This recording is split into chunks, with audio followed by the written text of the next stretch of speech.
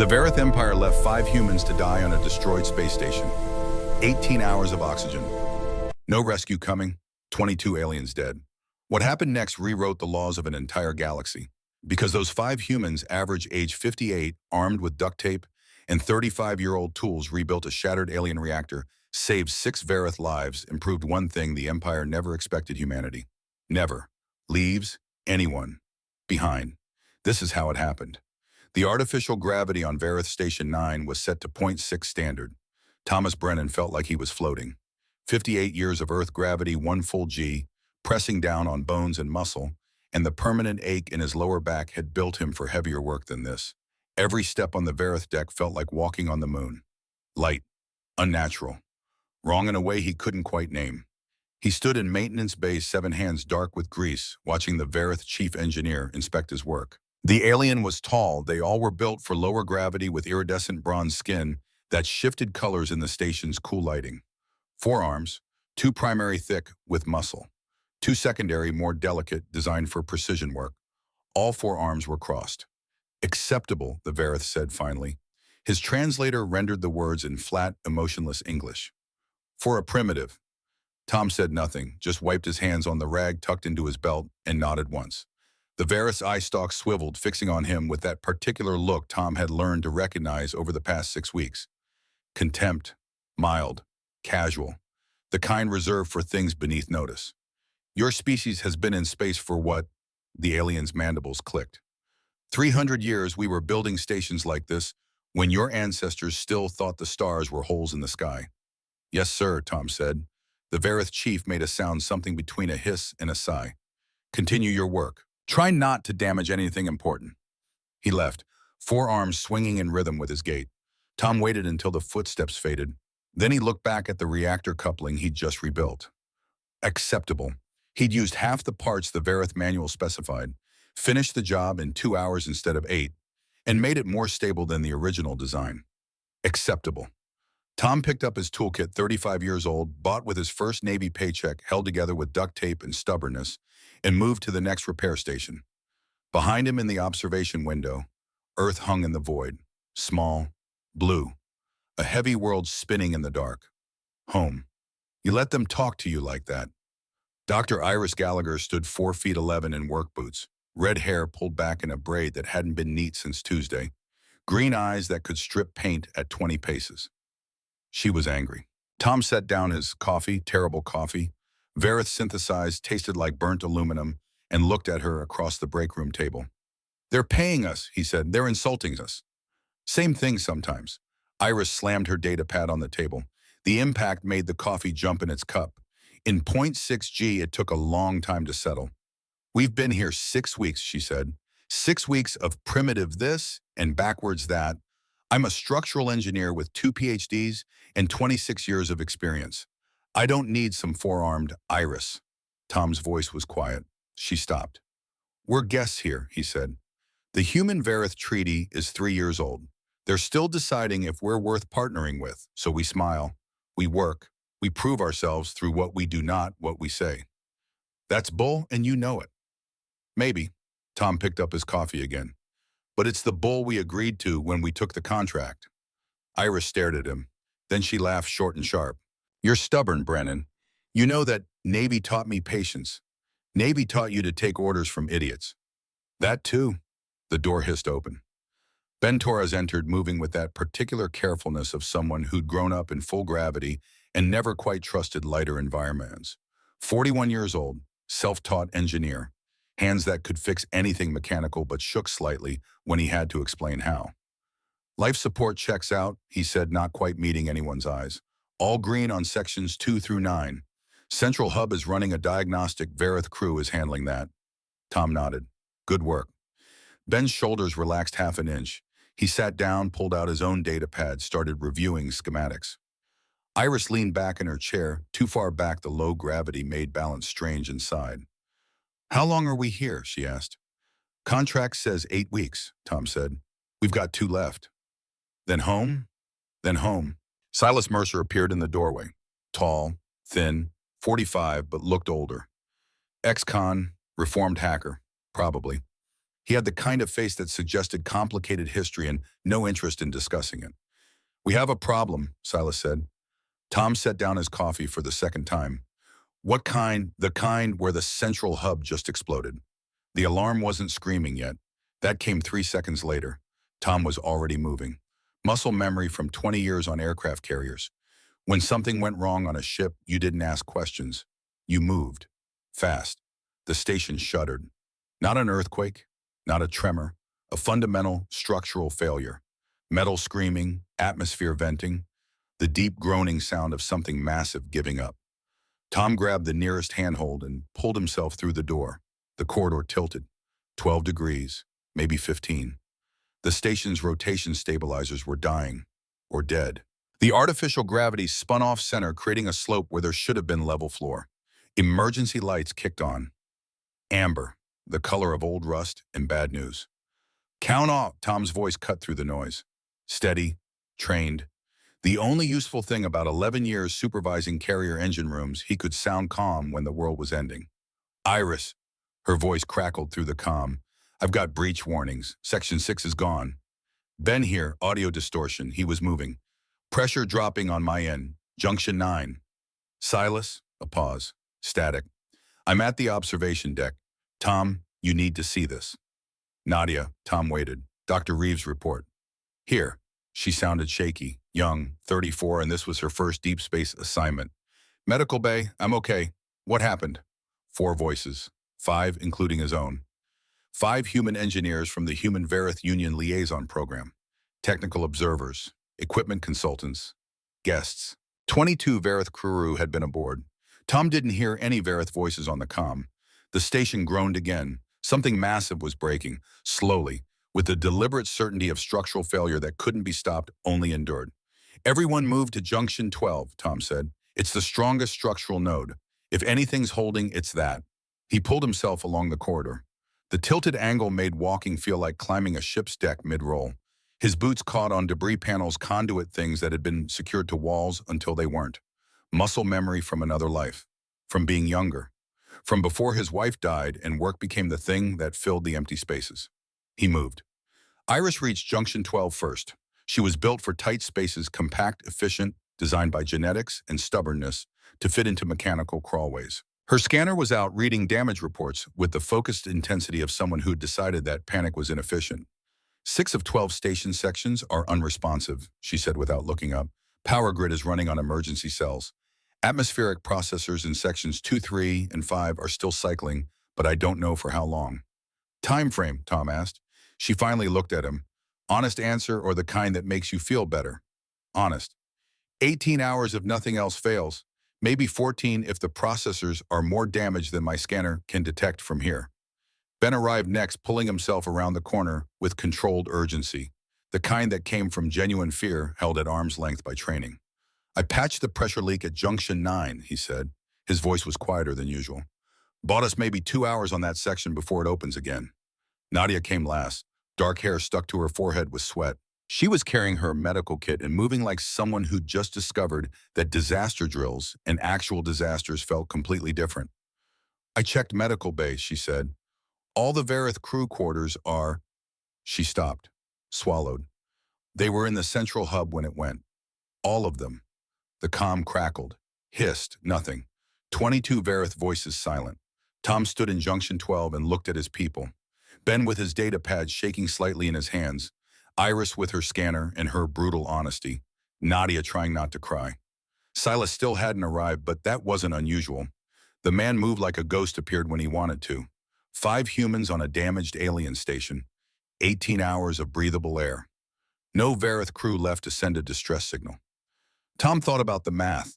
Then he thought about what 18 hours of work looked like when you had 5 engineers who'd spent their careers fixing things other people had broken. "All right," he said. "Here's where we are." Everyone looked at him.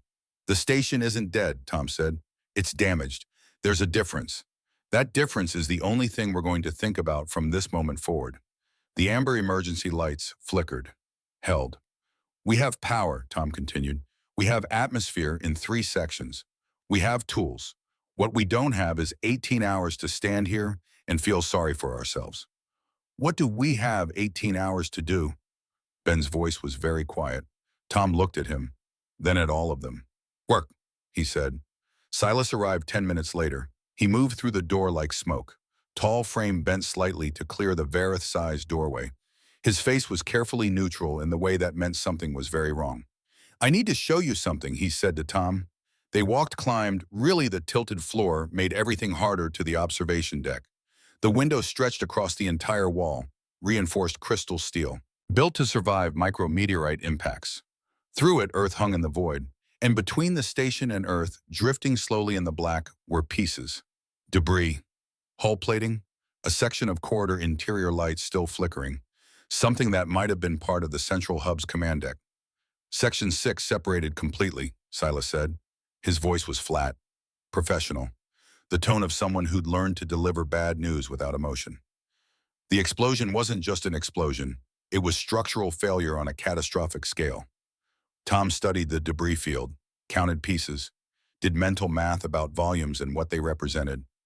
The Varith crew quarters were in that section, he said. Yes. All of them. Yes.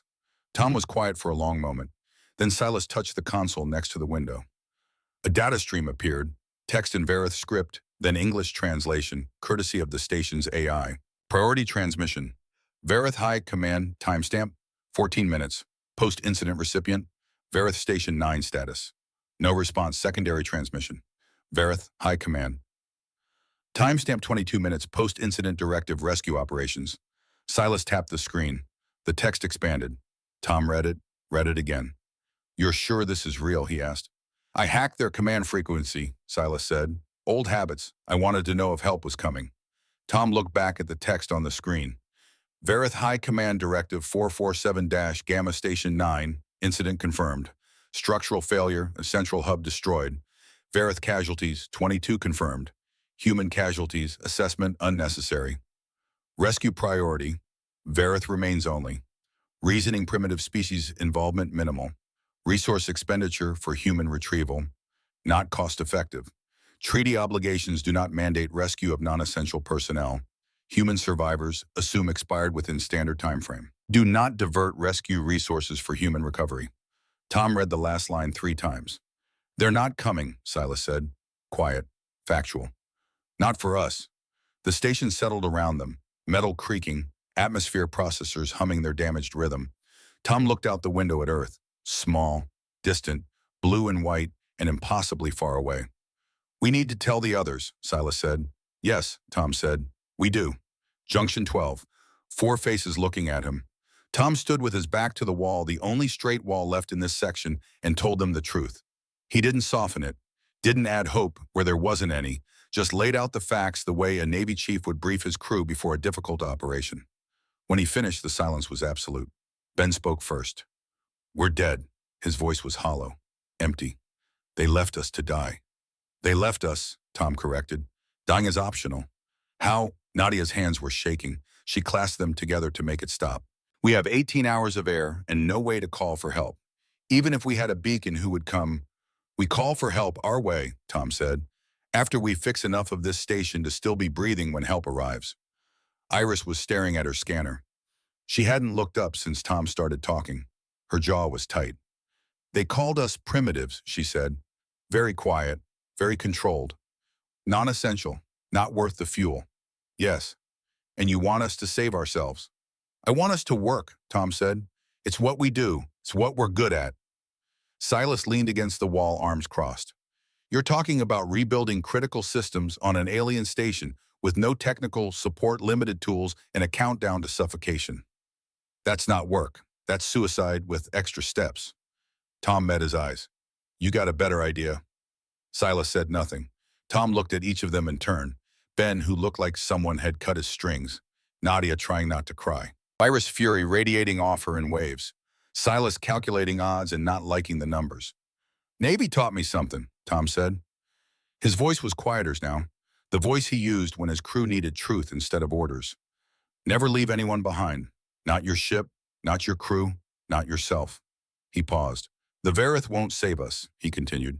Fine. We save ourselves. And if there are any Variths still alive somewhere on this station trapped, hurt waiting for rescue that isn't coming, we save them too.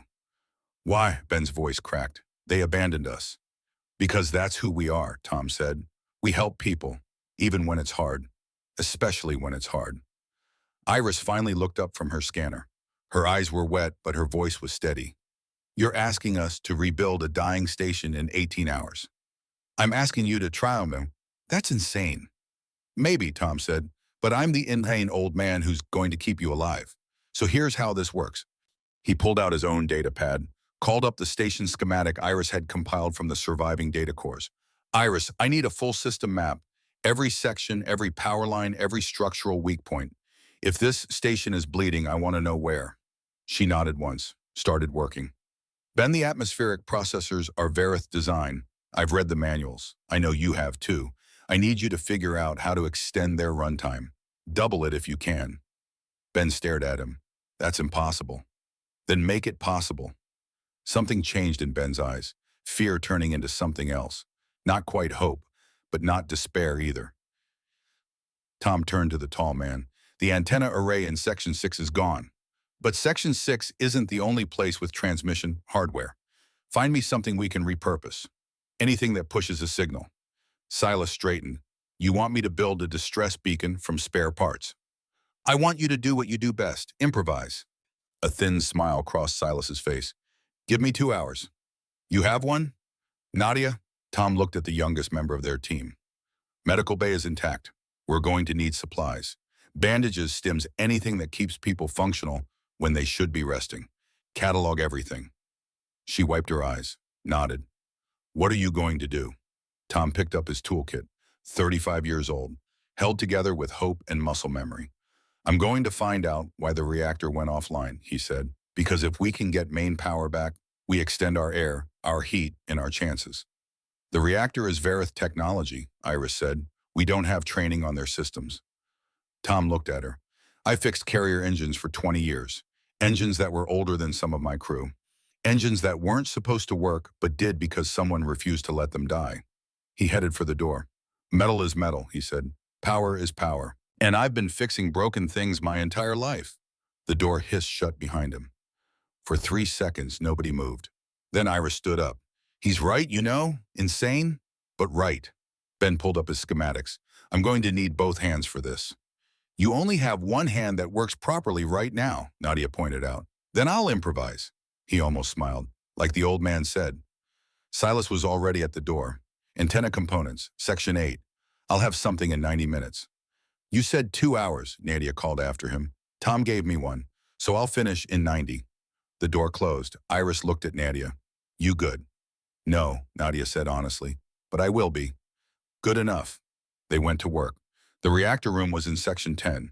Tom pulled himself through damaged corridors following the station schematic on his datapad.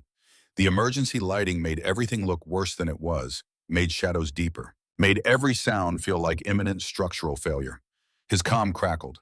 Tom, it's Iris. I've got the full map. Sending it to your pad now. His screen updated. The station appeared in wireframe. 12 sections arranged in a ring around the central hub. 6 sections showed green. 5 showed amber, damaged but stable. 1 section, 6 showed black. Gone. The main reactor is intact, Iris's voice continued, but 3 of the 4 primary conduits running from the reactor core to the distribution grid were severed in the explosion. The reactor shut down automatically when it lost load connection. Tom studied the map. So the reactor is fine. It's just disconnected. Exactly. The severed conduits are at junction point 7. That section took structural damage, but it's still pressurized. You can access it. What kind of structural damage? A pause. Hull stress fractures. Nothing venting yet. But Tom, that section isn't stable. I wouldn't want to spend an hour in there. How long would the repair take? Reconnecting 3 conduit lines with standard tools. Iris did the math. 90 minutes, maybe 2 hours if the splice points are corroded. Tom was already changing direction, heading for Section 7. I'll manage, he said. Tom, I'll be careful. Tom, I should go with you, or Silas. Someone. I need Silas on the antenna, Tom said, and I need you monitoring atmospheric. Ben's going to need guidance on that processor bypass. Then take Iris.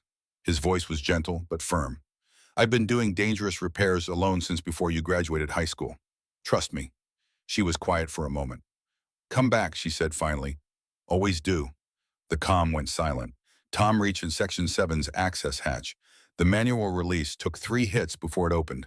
The door squealed, metal on metal, no lubrication damage, making everything harder. The room beyond was cold, 10 degrees colder than the rest of the station. And the hull stress fractures Iris had mentioned were visible as thin dark lines running across the ceiling panels. Tom stood in the doorway and looked at those lines, calculated load, calculated pressure, calculated how long he had before those fractures became breaches. Then he stepped inside. His breath misted in the cold air. The conduit junction was at the far end of the section, a massive panel of connection hardware that under normal circumstances looked like the inside of a very complicated fuse box. Under these circumstances, it looked like 3 severed lines and a lot of burn scoring where the power surge from the hub explosion had traveled backward through the system. Tom crouched in front of it, set down his toolkit, opened the panel. The damage was exactly as bad as he'd expected. Worse, actually. The surge had burned the contact points on conduits 1 and 2. Not just severed, the splice ends were fused. He'd have to cut them back and re-terminate. Conduit 3 showed a clean mechanical break. Stress failure, not electrical.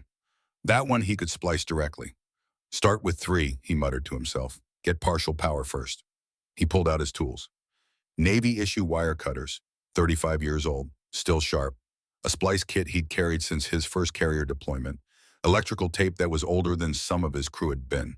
He started working. The station settled around him, the ceiling panels flexed. The fracture lines spread, microscopic movement, but movement nonetheless. Tom didn't look up. He worked the way he'd always worked. Steady, methodical, hands that had rebuilt carrier engines in storm seas and carrier deck fires, and once, memorably while the ship was under attack. Hands that shook sometimes now. Arthritis, age, the weight of years, but not when they were working. Never when they were working. 41 minutes later, partial power came back. The corridor lights outside Section 7 shifted from amber to white. Clean, bright. The color of things working the way they were designed to work. Somewhere deeper in the station, Tom heard the atmospheric processors change pitch. The sound of machines struggling became the sound of machines receiving the power they needed. His comm crackled. Section 2 processor just came back to full cycle, Iris said. There was something in her voice, not quite hope, but close. Section 5 is spooling up. Tom, whatever you did. Conduit 3 is spliced, Tom said. 1 and 2 next. He reached for his cutting tool. The ceiling flexed again. Tom worked faster. Conduit 1 took 50 minutes. The fused contact points were worse than he'd thought. Cutting them back to clean copper meant removing 6 inches of cable. Re-terminating in a cold-stressed section with hull fractures overhead was delicate work. Work that couldn't be rushed. Tom didn't rush. He measured twice. Cut once. Stripped the insulation with hands that remembered this motion from 1,000 previous repairs. Twisted the copper strands. Applied the heat shrink connector. Sealed it. Tested it. Green light. He allowed himself 5 seconds to breathe. Then started on conduit 2. The ceiling cracked, small sound, sharp sound, and Tom froze. Looked up. The fracture line had spread. Not much, maybe half an inch, but it had spread. Tom, Iris's voice on the comm. I'm reading pressure fluctuation in Section 7. I know. How much longer? Tom looked at conduit 2, looked at the tools in his hands, did the math. 30 minutes, he said. Tom, that section? I know. Tom, Iris? His voice was very calm. I'm finishing this. Monitor the pressure. If it drops below safe levels, I'll abort. But until then, I work. Silence on the other end. Then understood. Tom went back to work. His hands moved with the certainty of muscle memory. 35 years of this. 35 years of being the person who fixed things when they broke. 35 years of not giving up. The ceiling cracked again. Tom didn't look up. Cut, strip, twist, connect, seal. 28 minutes later, he closed the junction panel. Full reactor power returned to the station like a held breath finally released. The lights went bright, the heating systems engaged, the atmospheric processors hit full efficiency, and the air quality in every surviving section improved within minutes. Tom sat back on his heels and looked at the junction panel. His back hurt from holding awkward positions. His hands were shaking slightly from the fine work in cold conditions, but the panel showed green across all 3 conduits. That, he said to the empty room, was extremely unpleasant. He stood, picked up his toolkit. The ceiling cracked one more time, louder, sharper, and Tom walked calmly out of Section 7. The door sealed behind him. 3 seconds later, the section's emergency bulkhead engaged. Automatic response to hull breach. Tom was already walking away when he heard the alarms. Tom! Iris's voice sharp with panic. Section 7 just sealed. Are you... I'm out, Tom said. How's our power situation? A pause, then a sound that might have been a laugh or might have been a sob. Full reactor power, Iris said. Atmospheric processors at 100% efficiency. Tom, we just went from 18 hours to, she did the calculation, 26 hours. You bought us 8 more hours. Tom walked through corridors that were now properly lit, properly heated, breathing air that was now properly processed. The tilt was still wrong. Sections 4 and 6 were still gone. 22 Verith crew were still dead. But the station was breathing again. Good, Tom said. Now we use those 8 hours to make sure we don't need them. He headed back to Junction 12. Behind him, Section 7's emergency lights flickered once and went dark. The reactor hummed steady and strong, pushing power through 3 freshly repaired conduits. Metal was metal, power was power, and Thomas Brennan, 58 years old, ex-Navy machinist, had just rebuilt part of an alien space station using tools older than some of the people he was trying to save. The Verith called them primitives. They had no idea what humans were capable of when they refused to die. Tom got back to Junction 12 and found Ben at a makeshift workstation, 3 equipment cases stacked into a desk data pad, propped at an angle stylus moving across schematics, with the focused intensity of someone who'd stopped seeing the room around him. He didn't look up when Tom entered. How's our atmosphere? Tom asked. Ben kept working. Full power restored the processors to design efficiency. We were running at 60% before. We're at 100 now. He paused. Stylus hovering over the screen. I've also been reading the Verith maintenance logs, Ben said, still not looking up. The Section 3 processor has a design flaw.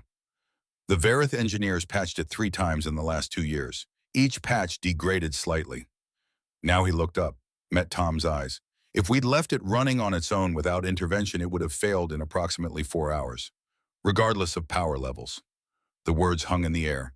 Tom absorbed that. Did the math. 4 hours subtracted from their 18-hour estimate would have meant 14 hours total. They'd already spent 8 getting the reactor online. They would have had 6 hours of air left, 6 hours to die.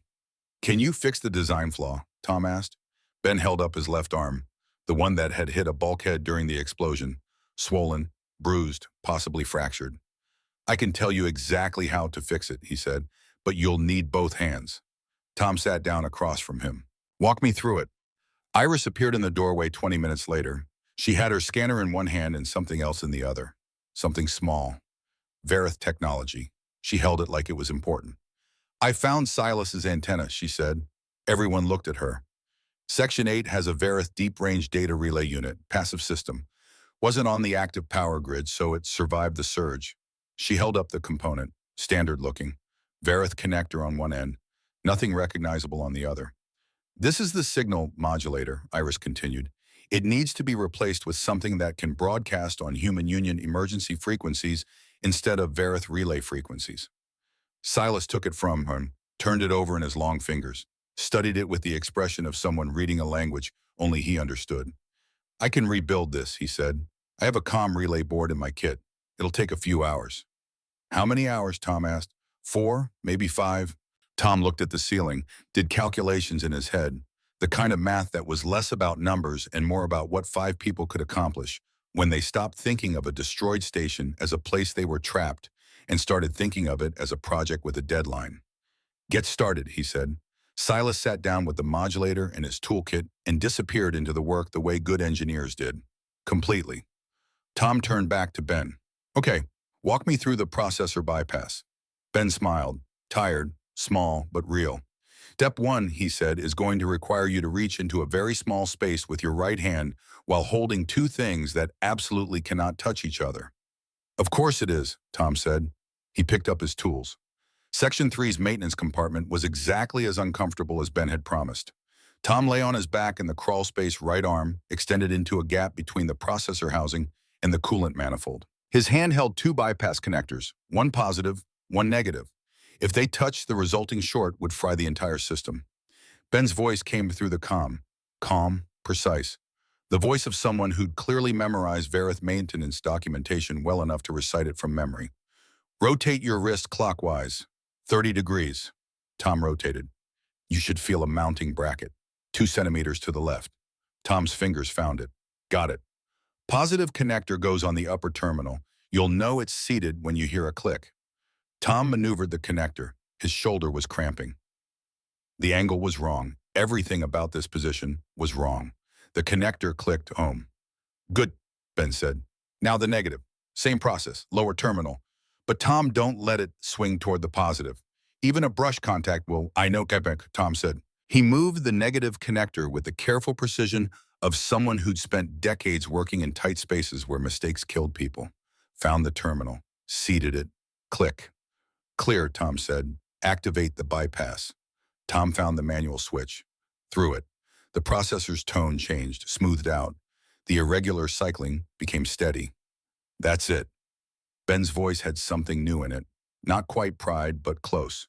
The bypass is functional. It'll keep the Section 3 processor running at design efficiency for at least 48 hours. Tom extracted himself from the crawl space, stood slowly, his back complained, loudly. 58 years of 1G gravity made a person strong. It also made them feel every year when they lay on metal floors in awkward positions. Good work, Ben, Tom said. Your design worked perfectly. Through the comm, Tom heard Ben exhale, a sound like releasing weight. Thanks, Ben said quietly. Tom was about to respond when he heard it. Faint, rhythmic, coming from the wall. He put his hand flat against the metal. The sound was clearer now. Mechanical, deliberate, a Verith environmental seal cycling. Ben, Tom said slowly, what's on the other side of this wall? According to the schematic, a pause. Section 4 corridor, but Section 4 was listed as unresponsive on Iris's map. Why, Tom pressed his ear to the wall. The cycling continued, steady, regular. Because Tom said something over there is still working. Iris arrived 7 minutes later with her scanner. She ran it across the wall in a slow arc. The readings came back fragmented structural damage creating interference, but through the noise there was something, a power signature, a thermal reading that wasn't ambient. There's a survival pod, Iris said. Her voice had gone very quiet. It's a Verith emergency module. They build them into the walls of older station designs. Last resort, fully sealed. Independent power and air. Tom stared at the wall. How many people does a Verith emergency module hold? Iris checked her scanner data against the station's documentation files. The old design, she said. 6. They stood in silence. 622 Verith crew had been aboard. All presumed dead. But if 6 had made it to the emergency pod in Section 4, Tom turned and walked back to Junction 12. Fast. Everyone looked up when he entered. There may be survivors, Tom said, on the other side of the Section 3 wall. The room changed, not loudly, no dramatic moment. Silas just set down his scanner. Ben straightened up. Nadia stopped whatever she was doing, and they all looked at Tom with the particular attention of people who'd just been given a reason to work harder than they already were. The wall is standard Verith composite, Iris said. She'd followed Tom back. 3 layers, inner structure, insulation core, outer hull-grade shell. Cutting through it would normally require a plasma cutter, which we don't have. What do we have? Silas asked. A Verith maintenance torch in the station's equipment locker, Tom said. It's a welding tool, not a cutter. But if we run it at maximum output against the composite layers, it will eventually cut through. How long is eventually? Nadia asked. 2 to 3 hours. And we have to make sure we don't rupture the pod when we breach, Iris added. If we cut wrong, we decompress the module, kill everyone inside. Can we map the pod's position precisely enough to cut safely? Tom asked. Iris looked at her scanner, was quiet for a moment, doing serious mental calculations. Yes, she said finally. It'll take me 30 minutes to triangulate correctly from multiple scan points. Then I can give you a cut boundary that clears the pod's inner wall by at least half a meter. Do it, Tom said. Iris left. Tom looked at Silas. The signal? Running my test now, Silas said. He answered the question Tom hadn't asked. It doesn't need babysitting. I'll handle the torch. Ben, I need you monitoring life support from here, Tom said. I can't hold a torch with one hand anyway, Ben said. Almost smiled. So don't ask. Wasn't going to. Tom went to the equipment locker and pulled out the Verith maintenance torch, larger than human welding tools. designed for Verith hands, which meant the grip was slightly wrong, slightly uncomfortable, would get more uncomfortable over 3 hours. He carried it back to Section 3. Iris was already there moving along the wall with her scanner, marking scan points with small pieces of adhesive tape from her kit.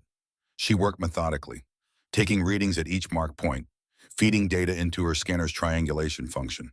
32 minutes later, she handed Tom a hand-drawn diagram on the back of a circuit schematic she'd had in her pocket. It showed a rectangle on the wall. Inside the rectangle, cut here. Outside, do not cut here. The rectangle was about 60 centimeters wide, 90 tall. Tom looked at it. This is very clear. I'm a clear person, Iris said. Silas appeared with the torch, examined Iris's diagram, looked at the wall. 3 hours, he said. Make it 2, Tom said. Silas almost smiled. Make it 2.5, he began. The composite material resisted the torch at the outer layer, then became easier as the tool reached the insulation core, then resistant again at the inner hull-grade shell. Silas worked steadily, not rushing, moving the torch along Iris's marked boundary with the patience of someone who understood that fast and wrong are infinitely worse than slow and right. Tom stood beside him, handed him water every 20 minutes. Watched the wall. The station made its settling sounds around them, pops and groans that Tom was learning to categorize. Normal structural stress versus new failure. His ears did it automatically now. Calibration that happened when you spent enough time in damaged environments. After 2 hours and 17 minutes, the cut rectangle shifted inward, half a centimeter. Iris was already in position with a pry bar she'd assembled from 2 lengths of conduit. Tom put his hands on the cut panel beside hers. On 3, he said. They pulled. The panel came free. Behind it, the inner surface of the Verith emergency module wall, and behind that, a small, round porthole window. 2 large Verith eyes blinked out at them from the dark. Then more eyes. 5 more pairs. 6 Verith, alive. In the emergency pod that the module's designers had hidden in the wall 60 years ago for exactly this kind of moment. Tom looked at the eyes looking back at him. Thought about the 22 crew the station had started with. Thought about the 6 who were here now. The math of it sat heavy in his chest. Then he set it down. There would be time for grief later. Silas, Tom said, can you get the inner wall open? Silas was already examining the module's emergency release. A Verith mechanism. Simple one. Designed to be operable even under stress. 10 minutes, he said. Take 8, Tom said. He went back to Junction 12 to get blankets, because the module had been running on minimal power and the 6 people inside would be cold. The Verith emerged slowly, one at a time, helped by human hands through an opening cut into a wall walled by human tools powered by human stubbornness. They were cold, dehydrated, weak from 18 hours in a sealed box with minimal life support, but alive. Nadia had medical supplies ready. Water, thermal blankets, stimulants for the worst cases.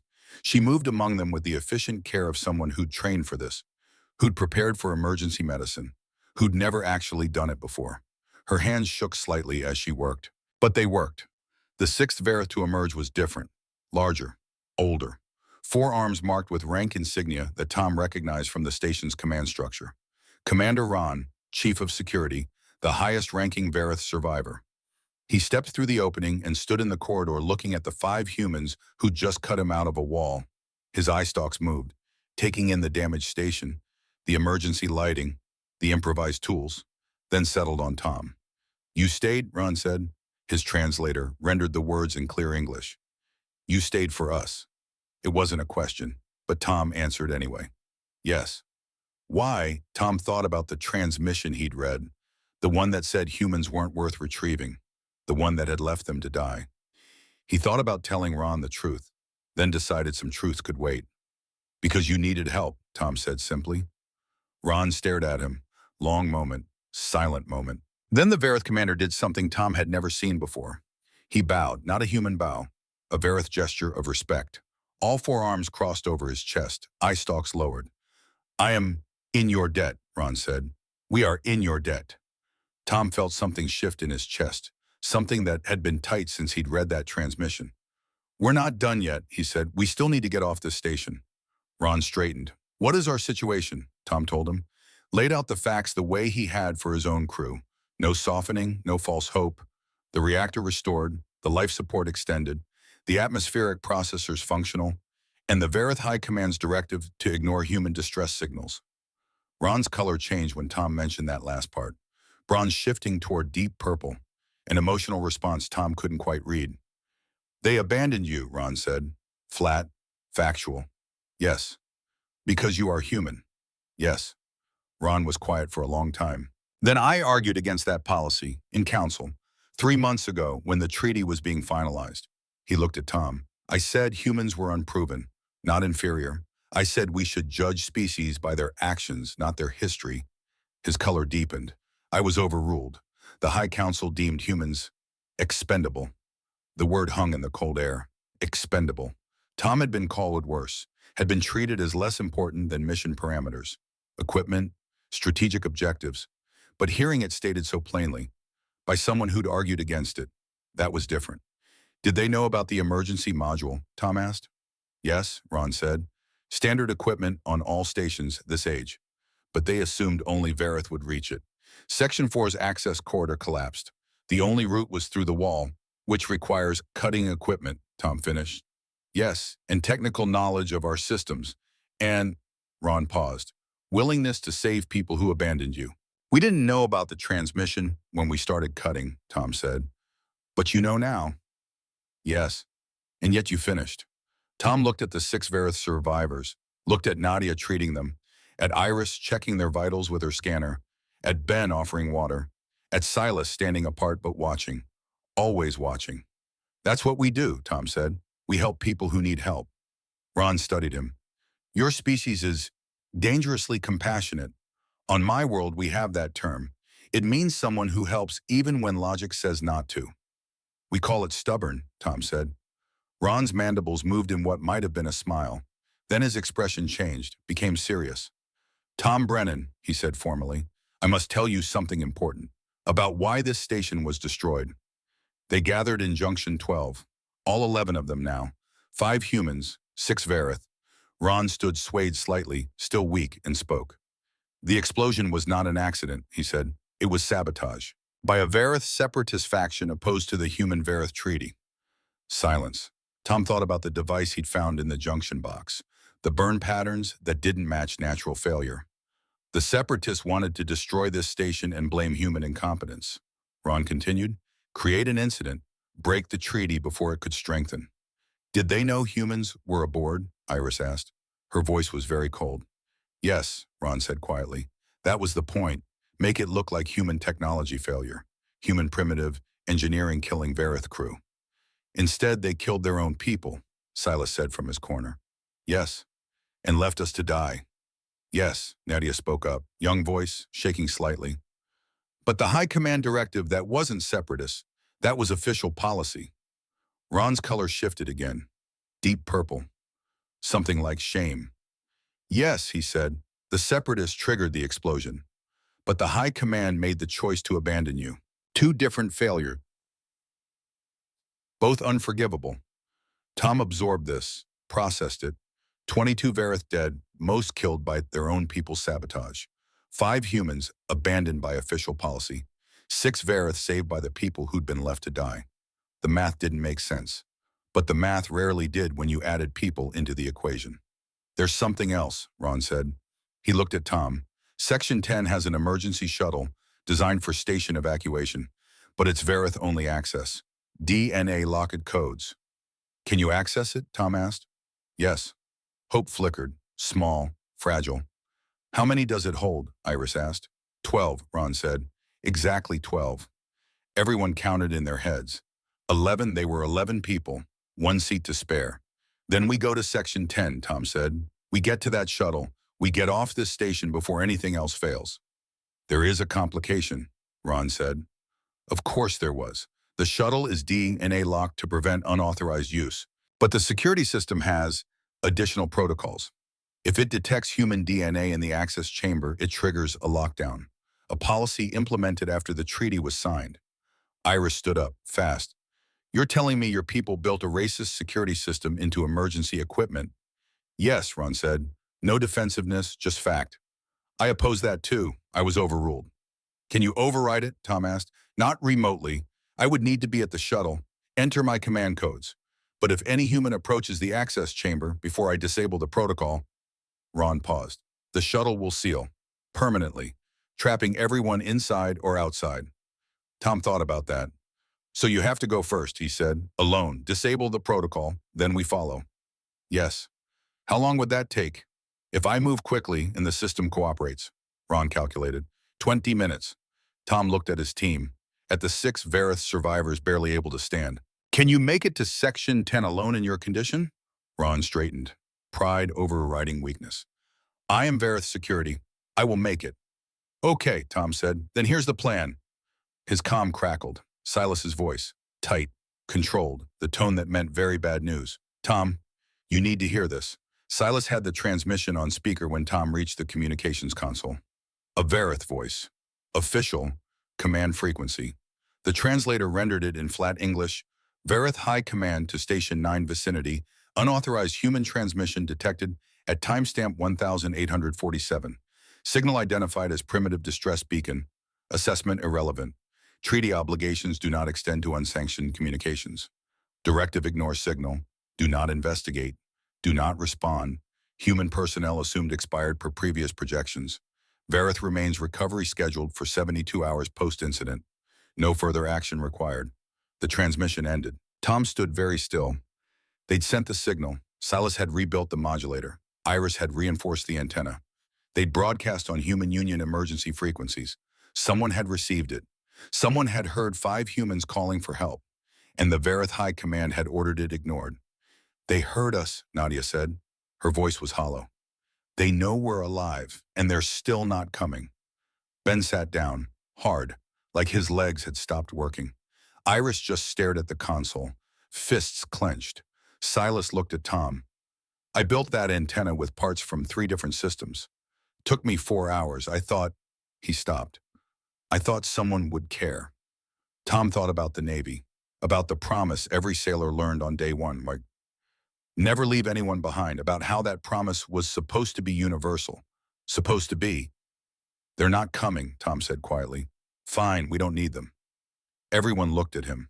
We have a shuttle, Tom continued. We have Commander Ron who can access it. We have 11 people and 12 seats. We don't need rescue. We need to get to Section 10. He looked at Ron. Can you make it? Ron stood, swayed, steadied himself on pure willpower. Yes, he said. Good, Tom said, because we have a problem. He turned to Ben. What's our oxygen situation now? With 11 people instead of 5. Ben checked his data pad. His face went pale. The additional 6 people, the Varith survivors, their larger lung capacity, and our increased activity levels. He ran the numbers. We're consuming oxygen at nearly triple our previous rate. Numbers, Ben. The 26 hours we had. Ben's voice was quiet. With 11 people breathing and moving, we have maybe 9 hours. 10 if we're lucky. The room went silent. Tom did the math. 15 minutes to Section 10. 20 minutes for Rain to disable the shuttle lockdown. Time to board. Time to launch. 9 hours. It would be enough. It had to be enough.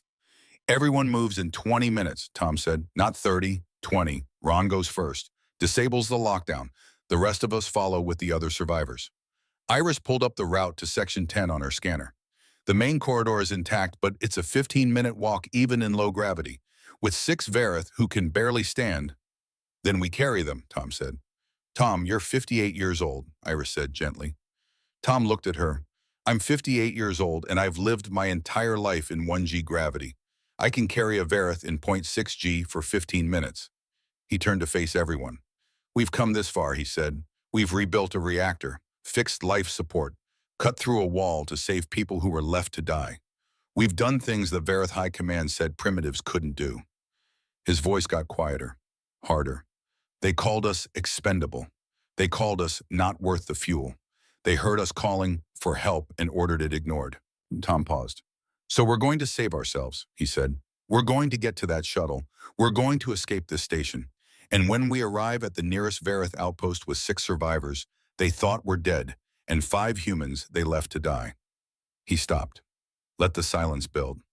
We're going to make them explain themselves. Ron stepped forward.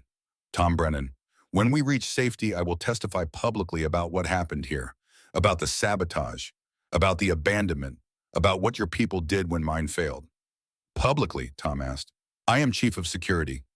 My testimony carries weight in council. They cannot silence me. Ron's color shifted to something fierce, determined. Your species will receive the apology it deserves and the respect. Tom extended his hand. Ron looked at it, then carefully, deliberately clasped it with his primary right hand. Human and Vareth, shaking hands in the wreckage of a station that both their peoples had failed. 20 minutes, Tom said. We rest, we prepare, then we move. Everyone scattered to their tasks. Tom stood alone for a moment in Junction 12, thought about the transmission, about being called expendable, about 5 humans doing the impossible because they refused to accept that no one was coming. He picked up his toolkit, 35 years old, held together with hope and habit. They'd called his species primitive, expendable, not worth the fuel. In 9 hours, he was going to prove them wrong. 20 minutes became 15. Tom moved through the damaged station with the efficiency of decades, gathering thermal blankets, medical supplies, anything portable that might matter in the next 9 hours, because that's all they had left. 9 hours of breathable air, 540 minutes between alive and not. The math was simple. The execution would be anything but. He found Nadia in the medical bay packing emergency supplies into a carrier that was too big for her frame. Leave half of it, Tom said. She looked up. But we're moving fast, carrying 6 Vareth who can barely walk. Every extra kilogram slows us down. He pointed at the essentials. Stims, water, pressure bandages. That's it. Nadia hesitated, then started removing items. Tom watched her work, saw her hands shake slightly, saw her breathing too fast. You're doing good, he said quietly. She stopped, looked at him. I'm terrified, she said. I know. This is my first deep space assignment. I thought it would be boring, routine. A laugh that wasn't quite a laugh, not dying on a broken station. Tom moved closer, put a hand on her shoulder. Gentle, paternal. You cut through a wall to save 6 people, he said. You treated injuries in emergency conditions. You kept working when you had every reason to panic. That's not boring. That's what we're made of. What if I mess up? Then you fix it, like we fix everything. She met his eyes, 24 years between them, an entire generation. I'm glad you're here, she said. Me too, Tom said, and manned it. They assembled at Junction 12. 11 people, 6 Vareth survivors barely able to stand. 5 humans who'd rebuilt a station from wreckage. Tom stood at the front, looked at them. Section 10 is 15 minutes away through damaged corridors, he said. We move together. We move smart. Nobody gets left behind. He pointed at Ron. Commander goes first, alone. He reaches the shuttle, disables the lockdown. Then we follow. And if something happens to me, Ron asked. Then we improvise, Tom said, like we've been doing for the last 18 hours. Ron's color shifted. Respect, maybe admiration. Your species is dangerously stubborn, he said. You're learning. Tom turned to his team. Iris, you're on navigation. Best route to Section 10. Avoid unstable sections. She nodded, already had her scanner up. Silas, your rear guard. Anyone falls behind you, help them catch up. Silas pushed off the wall. Got it. Ben, you monitor life support. First sign of oxygen. Drop you tell me. Already tracking it, Ben said. His data pad showed declining curves, numbers counting down. Nadia, you stay with the Vareth survivors. Medical issues, you handle them. Understood. Tom picked up his toolkit, 35 years old, worn smooth in places. The weight of it was familiar, comforting. We've got 9 hours of air, he said, but we're not going to need 9 hours. We're going to need 2, maybe 3. Then we're off this station and the Vareth High Command gets to explain why they left 11 people to die. He looked at Ron. Ready. The Vareth commander straightened, still weak, still swaying slightly, but ready. I will not fail, Ron said. I know, Tom said. Ron moved toward the corridor, alone. Tom watched him go, counted to 60, then turned to his team. Okay, he said, let's go home. The corridors to Section 10 were a maze of damage. Iris led them through scanner sweeping constantly, checking stability, checking atmosphere, checking the 100 small things that meant the difference between safe passage and sudden death. The Vareth survivors moved slowly, too slowly. Tom could see the math working against them. 15 minutes at normal pace, 25 with 6 injured Vareth. They didn't have 25 minutes to spare. Ben, Tom said quietly, how's our air? Consumption is higher than projected. 11 people. Increased activity. We're burning through reserves faster. Numbers. A pause. 8 hours, 40 minutes. They'd lost 20 minutes just getting organized. Tom looked at the sixth Verith, looked at his team, made a decision. Iris, Silas, Nadia, you three move ahead at full speed. Get to Section 10. Be ready to board the moment the shuttle's unlocked. What about you? Iris asked. Tom moved to the nearest Verith survivor, one of Ron's security officers. Tall, weak, leaning against the wall. I'm staying with them, Tom said. Tom, you can't carry. He bent, got his shoulder under the Verith's primary arm. Lifted in .6 gravity, the Verith who would have weighed 200 pounds on Earth weighed 70. Tom straightened, took the weight. 58 years of 1G gravity had built him for this. Go, he said to his team. Iris stared at him. You're insane. Not the first time someone said that. Tom adjusted his grip. Ben, you're with me. Help with the others. Ben moved to another Verith survivor, smaller one, younger, got his good arm around them. The rest of you move, Tom said. We'll be right behind you. Iris hesitated one more second. Then she ran. Silas and Nadia followed. Tom watched them disappear around the corner, then looked at Ben. Ready? No, Ben said honestly. Good, me neither. They started walking. Carrying another person even in low gravity was physics. Weight, balance, endurance. Tom had done this before. On carriers. When crew members got injured in engineering spaces. When you couldn't wait for medical. When you just picked up your shipmate and carried them to safety because that's what you did. But he'd been younger then, and his back hadn't hurt quite this much. The Verith security officer, his name was Kelth, Tom learned tried to help, tried to support his own weight. Save your strength, Tom said. I've got you. You are old, Kelth said. The translator made it sound curious, not insulting. 58, Tom confirmed. On my world, 58 is retirement age. On my world, 58 is when you finally know what you're doing. They moved through the corridor, step after step. Behind them, Ben struggled with his Verith, one good arm, one injured arm, determination holding both together. The station groaned, settled. Somewhere in the damaged sections, something gave way. A distant crash, metal on metal. Tom didn't stop. Kelth's weight pressed down on his shoulder. Not crushing, but constant, relentless. His legs burned, his back screamed. 1G gravity, 58 years of Earth's full weight pressing down on bones and muscle, building him for exactly this. Why are you doing this? Kelth asked. Doing what?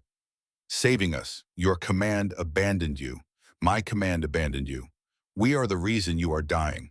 Tom thought about that. You're not the reason, he said. Your command made bad choices. Our command made bad choices. But you were just stuck in a wall waiting to die, same as us. He adjusted his grip. Nobody deserves to die alone, Tom said. Not you, not me, not anyone. Kelth was quiet for a long time. Humans are strange, he said finally.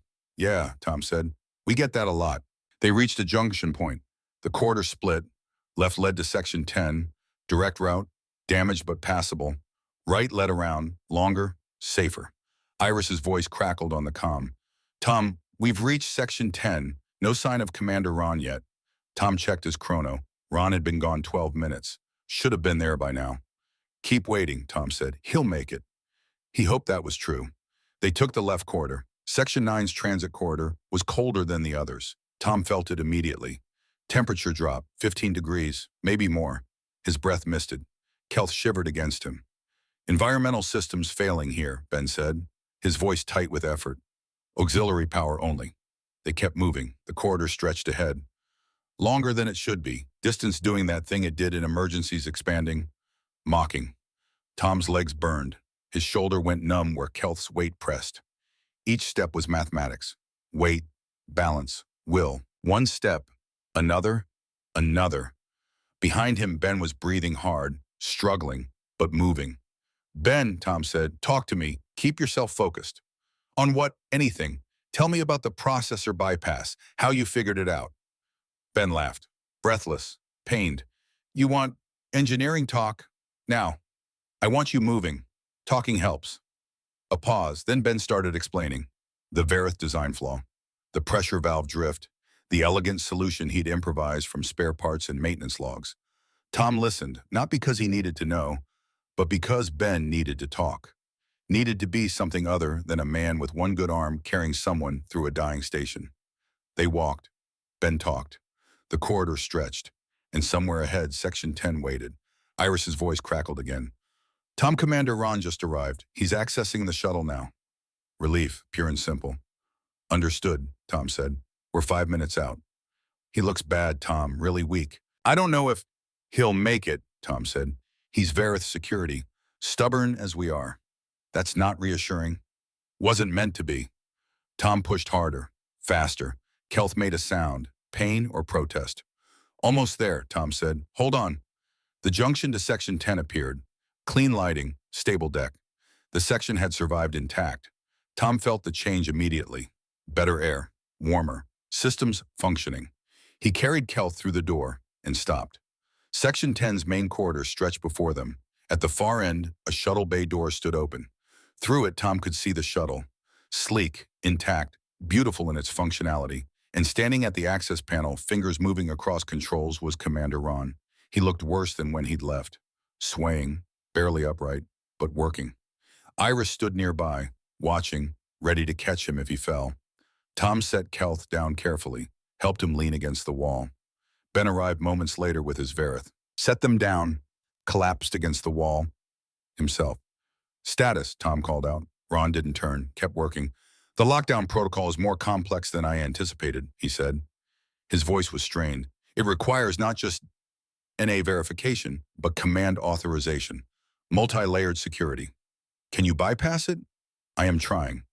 Tom walked closer, saw Ron's hands shaking as they moved across the controls, saw the security interface cycling through authentication screens, saw the timer. Lockdown protocol active, human DNA detected in proximity, initiating permanent seal in 0417, 4 minutes, 17 seconds. Tom looked at Ron. It detected us. Yes, the moment you entered Section 10. Ron's fingers moved faster. I am attempting to override, but the system it is designed to prevent exactly this. Human access to Vareth emergency equipment. The timer counted down. 0403, Tom thought fast. Can you lock us out, seal the corridor between the shuttle and the section? That would prevent the permanent lockdown, Ron said. But it would also trap you outside the shuttle. But it would save the shuttle for you, for the other Vareth survivors. Ron stopped working, turned, looked at Tom with all 4 eyes. You would sacrifice yourselves, he asked. After everything, if it means 6 of you survive, Tom met his gaze. Yes. The timer counted, 0344. Ron stared at him, then turned back to the console. His fingers moved with new intensity. No, he said. Commander, no, Ron repeated, fierce, determined. You do not sacrifice yourself, not for me, not for any Vareth. We failed you. We abandoned you. I will not accept your death as payment for our sins. He worked faster. The screens cycled. Override attempt detected, security escalation, lockdown accelerated. The timer jumped. 0215 rain sheets. Tom started. I can do this, Ron said. His voice shook. I am chief of security. I have command authorization. The system will accept my authorization denied, command privileges revoked, reason suspected human contamination. The words appeared on screen. Read. Final. Ron stared at them. They revoked my access, he said. Hollow. Broken. The high command. They assumed if I survived, I would be compromised by human contact. So they remotely stripped my command codes. 0147. Tom felt something cold settle in his chest. They'd covered every angle, every contingency, made absolutely certain that humans could never access Vareth emergency equipment, even if it meant killing their own people. There has to be another way, Iris said. Tom looked at the shuttle, at the sealed door, at the timer counting down, looked at the security panel, complex, encrypted, designed by experts to be unbreakable. But every system built by people could be broken by people. He turned. Silas, he said, how long would it take you to hack this? Silas had been standing apart, watching, calculating. Now he moved closer, studied the panel. It's Vareth military encryption, he said. Layered security, biometric verification, command protocols I've never seen before. How long? Silas looked at the timer. 0123 looked at the interface. Honestly, he said, I don't know if I can do it at all. But if you could, Silas met Tom's eyes. 20 minutes, he said, maybe more. They had 90 seconds. The math didn't work. Tom felt everyone looking at him, waiting for him to have an answer, to have a plan, to fix this the way he'd fixed everything else. But some things couldn't be fixed. Some problems didn't have solutions. 0102, he thought about the Navy, about his wife, about 35 years of fixing broken things and refusing to quit and believing that stubborn counted for something. He thought about 5 humans doing the impossible, and how sometimes impossible was just impossible. Everyone get back, Tom said quietly. Away from the shuttle, outside the detection range. Tom, Iris started. Go. We're not leaving. That's an order. Tom's voice hardened. Get back. Let the timer reset. Save the shuttle for the Verith survivors. Nobody moved. 0047. I said go, Tom shouted, and Silas said wait. Everyone looked at him. He was staring at the panel, at something Tom hadn't noticed. A small port. Secondary access. Physical connection point. What is it? Tom asked. The security system is sophisticated, Silas said slowly, but it's running on Verith station architecture, which means he pulled something from his pocket. A cable. Generic. The kind engineers carried. It has to interface with the station's main computer core. So the station's main computer core is damaged, running on emergency protocols, reduced security. 0032. Can you access it? Tom asked. If I can jack into the station network, route through the damaged sectors, find a backdoor into the shuttle's security. Silas was already connecting the cable. Maybe. How long? I don't know. 0023. Silas's fingers moved across his datapad. Code scrolling, commands executing. The security panel flickered. External access detected countermeasures initiating 0017. It's fighting me, Silas said, his voice tight, focused. But the damaged sectors are creating gaps. If I can... The panel went dark. 0012. Everyone stopped breathing. Then the panel lit up again. Different screen. Emergency override accepted station commander authority. Lockdown canceled. The timer vanished. The shuttle door hissed. Opened. Silas stared at his pad. How did... Ron looked at the screen, then at his own access panel. The emergency override, he said slowly. Station commander authority. But the commander died in the explosion, unless... He checked something on his panel. His color changed. Shock. Realization. The system defaulted to next in command, Ron said. After the commander died, that's me.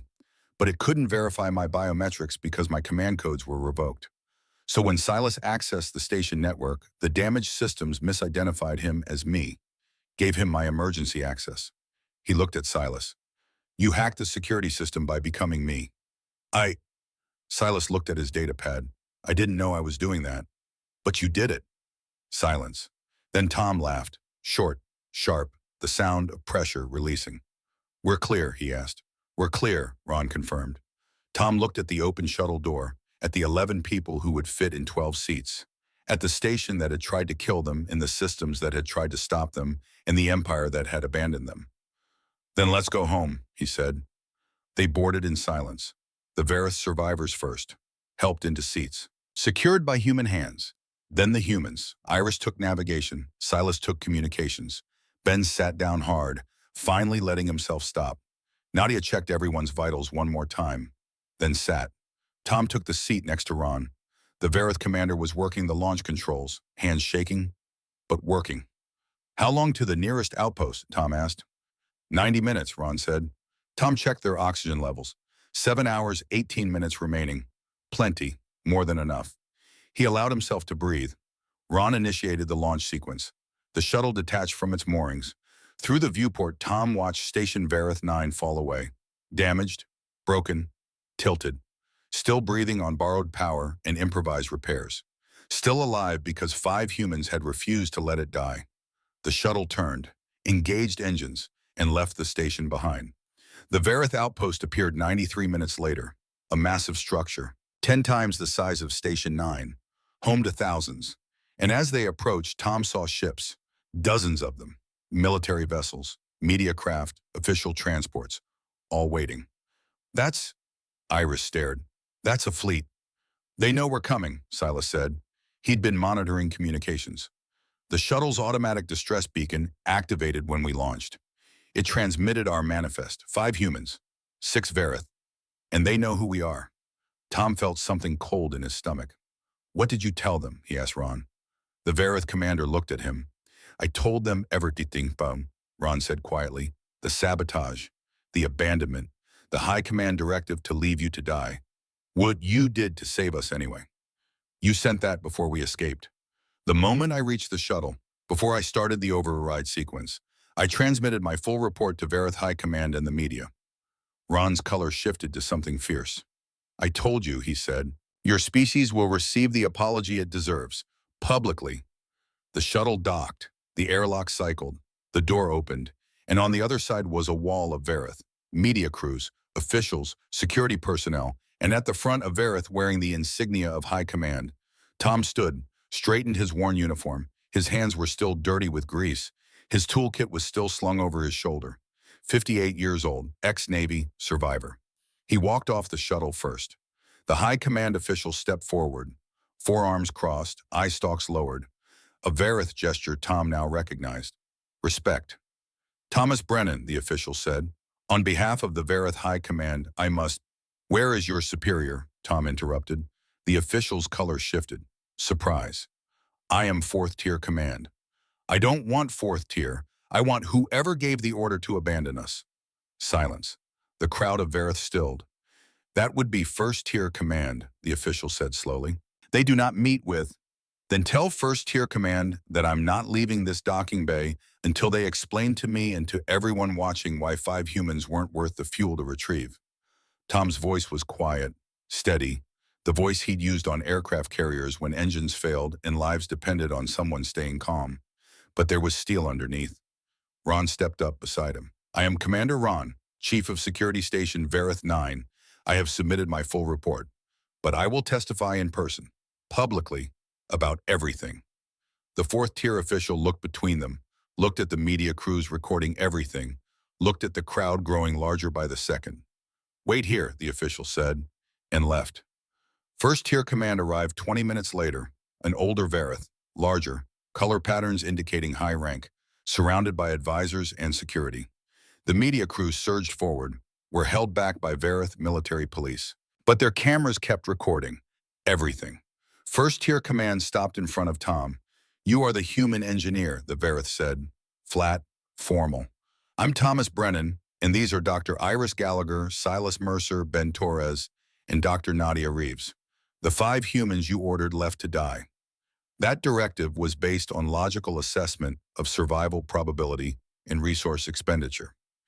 It was based on calling my people primitives not worth the fuel, Tom said. I read the transmission. First tier's color shifted. You intercepted secure communications. We did whatever we needed to survive, since you weren't going to help. The treaty does not obligate. The treaty is irrelevant, Tom cut in. This isn't about legal obligations. This is about what you chose to do when 5 people called for help. He stepped closer. We rebuilt your station's reactor, fixed your life support systems, built a distress beacon from spare parts. And when we found 6 of your people trapped in a wall, we cut through and saved them. Tom paused. 6 Vareth who you also abandoned. 6 of your own people. First tier was silent. Commander Ron can verify every word Tom said, and I'm guessing your media is recording all of this. He looked past first tier at the cameras, at the crowd that had grown to hundreds, at the Vareth watching from viewports and screens throughout the outpost. So here's what's going to happen, Tom said. You're going to explain to everyone watching why you left 11 people to die, and then you're going to explain what you're going to do to make sure it never happens again. First tier command stood very still, the weight of thousands of eyes, thousands of witnesses. Public accountability in a society built on hierarchy and protocol. The high commander first tier said slowly, made decisions based on incomplete information and inadequate assessment of human capabilities. Try again, Tom said, in words that sound like an apology.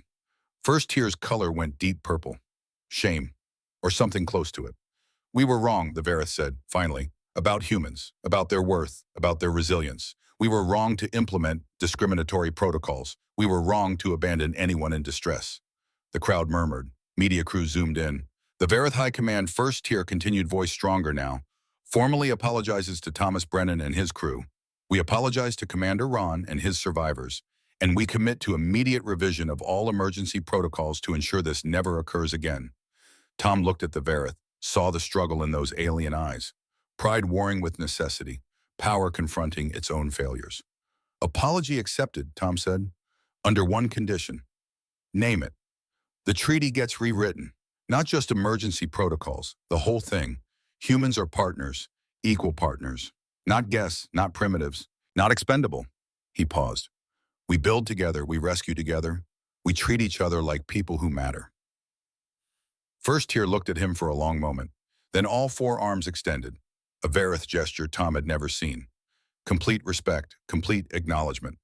Agreed, First Tier said. The crowd erupted. Applause. Verith and human voices mixing. Recognition. Respect. Change. Tom stood in the middle of it all. Dirty hands, old toolkit, 58 years of fixing broken things. And for the first time in a very long time, he felt like maybe, just maybe, it had all meant something. 3 months later, Tom sat in his apartment on Earth, video call active on his screen. The team appeared one by one. Eurus from the Verith homeworld, where she was training their engineers in improvisation techniques. Silas from some transit station consulting on cross-species security systems. Ben Earthside writing new training manuals for the human Verith engineering exchange. Nadia at a medical research facility studying Verith biology. They talked for 30 minutes. Laughed. Shared stories about their new work. Remembered the station. When the call ended, Tom stood and walked to his desk. He opened a file drawer. Inside were documents from a lifetime. Discharge papers from the Navy, his wife's death certificate, a photo of his carrier crew, and now something new, an engineering journal, the article by Verith engineers analyzing what 5 humans had accomplished on Station 9. The conclusion read, human engineering is not primitive, it is adaptive. It solves problems not through superior technology, but through superior refusal to accept limitations. This is not a species to be underestimated. This is a species to learn from. Tom read it once more, then filed it away with the other important things. He closed the drawer, picked up his toolkit. 35 years old, held together with hope and habit.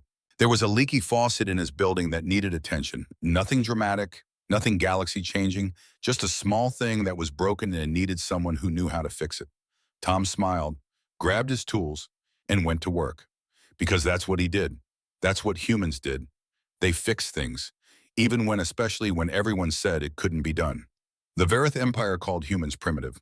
5 engineers proved them wrong, and in doing so changed how an entire galaxy saw humanity, not as primitives, not as expendable, but as people who never ever leave anyone behind.